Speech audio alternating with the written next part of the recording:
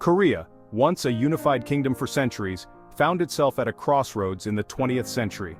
This ancient land, rich in culture and history, was about to undergo a dramatic transformation that would forever alter its course. After Japanese rule ended in 1945, the peninsula was divided along the 38th parallel. This division was not just a line on a map but a profound separation that would have lasting implications for the Korean people. The Soviet Union backed the North, while the United States supported the South. This external influence from two superpowers set the stage for a conflict that was as much about global ideologies as it was about the future of Korea. This division sowed the seeds of a political and ideological clash that would shape the destinies of the two Koreas. The North embraced communism, while the South leaned towards democracy, each side determined to prove the superiority of its system. The Korean War, from 1950 to 1953, further solidified this division, leaving a legacy of mistrust and animosity. The war was brutal and devastating, with millions of lives lost and families torn apart. The North, under Kim Il-sung, adopted a communist regime, embracing a centrally controlled economy and an authoritarian political system. Kim Il-sung's leadership would shape North Korea's policies and its isolation from much of the world. The South, meanwhile, initially struggled under authoritarian rule but gradually transitioned towards democracy and a market-driven economy. This transformation was not easy and was marked by significant social and political upheaval. This stark contrast in ideologies and governance would become the defining characteristic of inter-Korean relations. The Demilitarized Zone, or DMZ, stands as a symbol of this division, a physical and ideological barrier that separates two very different worlds. The bustling modern cityscape of Seoul contrasts sharply with the controlled, regimented environment of Pyongyang, highlighting the divergent paths taken by the two Koreas. The economic disparity between North and South Korea is stark. South Korea, once ravaged by war, underwent an economic miracle, transforming into an industrial powerhouse and a global leader in technology and innovation. Its GDP per capita soared, exceeding $30,000, with industry, services, and technology driving growth. North Korea, on the other hand, faced economic stagnation and isolation. Its closed economy, heavily reliant on its military, struggled to provide for its people. The GDP per capita languished below $2,000, with widespread poverty and food insecurity plaguing the nation. International sanctions, imposed due to its nuclear ambitions, further crippled its economic prospects. North Korea operates under a totalitarian dictatorship led by the Kim dynasty. Kim Jong-un, the current supreme leader, wields absolute power. The Workers' Party of Korea, the sole ruling party, controls all aspects of life. Political dissent is non-existent, with strict censorship and surveillance pervasive. Elections, though held, are mere formalities. South Korea, in contrast, boasts a vibrant democracy with a multi-party system. Power is divided among the executive, legislative, and judicial branches. The president, elected for a single 5-year term, leads the government. Freedom of speech and assembly are guaranteed, allowing for a dynamic political landscape. North Korea maintains one of the world's largest standing armies, with an estimated 1.2 million active personnel. It heavily invests in its military, prioritizing its development despite the economic strain. Its focus remains on conventional ground forces, artillery, and the development of nuclear weapons and ballistic missiles.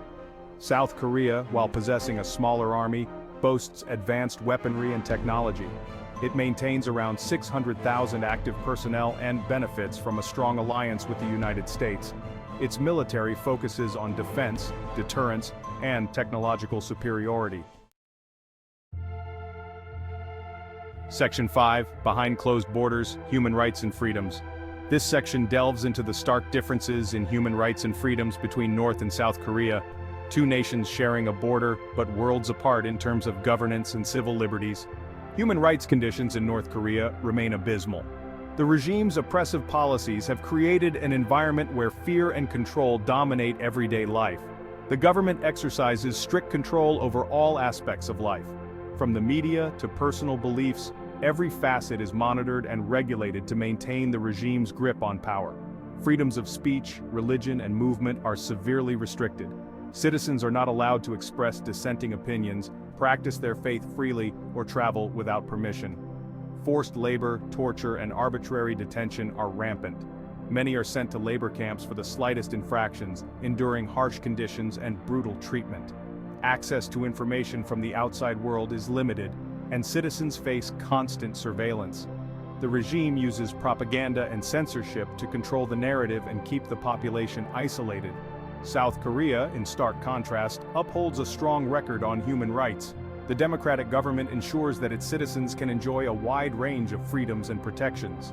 Citizens enjoy freedom of expression, assembly, and religion. They can voice their opinions, gather for causes they believe in, and practice their faith without fear of persecution.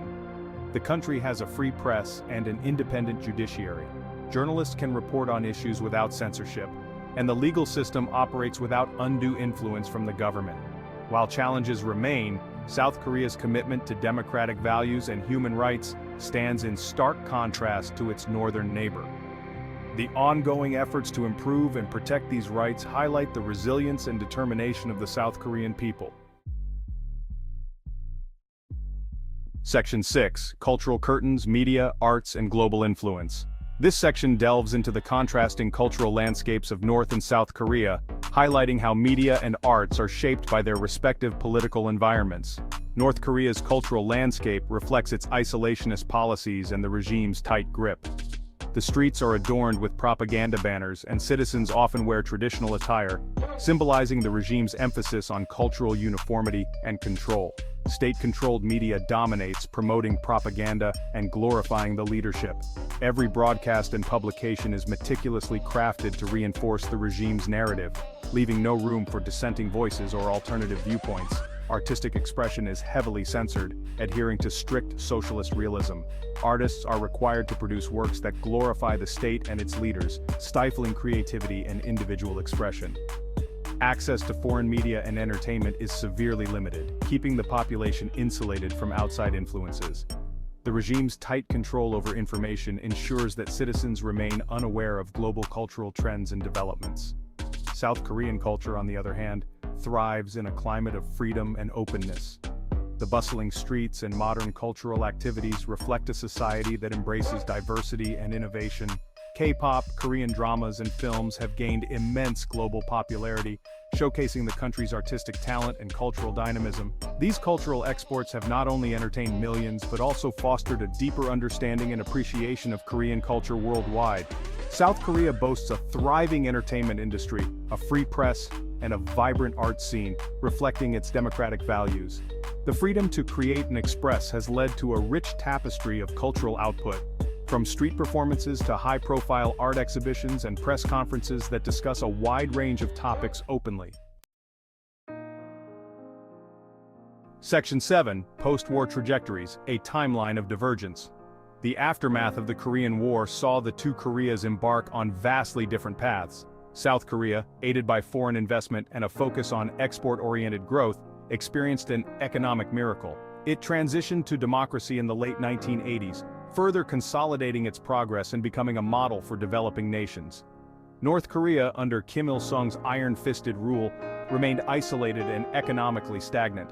Its pursuit of nuclear weapons further strained its relations with the international community. The death of Kim Il-sung in 1994 and the succession of his son, Kim Jong-il, did little to alter the country's trajectory. Section 8. Land of Morning Calm, divided by mountains and sea. The Korean Peninsula, often dubbed the Land of Morning Calm, boasts a diverse landscape despite its relatively small size. Mountains dominate the northern and eastern regions, while lowlands characterize the western and southern parts. The Taebaek Mountains, running along the east coast, form the backbone of the peninsula. The Demilitarized Zone, or DMZ, a 2.5-mile-wide buffer zone established after the Korean War, cuts across the peninsula, serving as a stark reminder of the division. This heavily guarded border, stretching for 155 miles, is a unique ecosystem, largely untouched by human activity. Section 9. People of the Divided Land, Demographics and Daily Life. South Korea, with a population exceeding 51 million, boasts a high population density, particularly in urban centers like Seoul. Its citizens enjoy a high standard of living, with access to quality education, healthcare, and infrastructure. The country faces challenges related to an aging population and income inequality. North Korea, with a population of around 25 million, also experiences a high population density. However, its citizens face a starkly different reality. Access to basic necessities like food, healthcare, and electricity remains limited. Information control is pervasive, shaping the daily lives and perspectives of its people. Section 10. A Future Uncertain Reflections on the Korean Divide. The Korean Peninsula stands as a stark reminder of the enduring legacies of the Cold War. The two Koreas, once united by history and culture, remain divided by ideology, politics, and economic disparities. While South Korea thrives as a democratic and economic powerhouse, North Korea grapples with isolation, poverty, and human rights concerns. The path toward reconciliation remains fraught with challenges. However, the shared history and cultural heritage of the Korean people offer a glimmer of hope for a future where the land of morning calm can truly be whole again.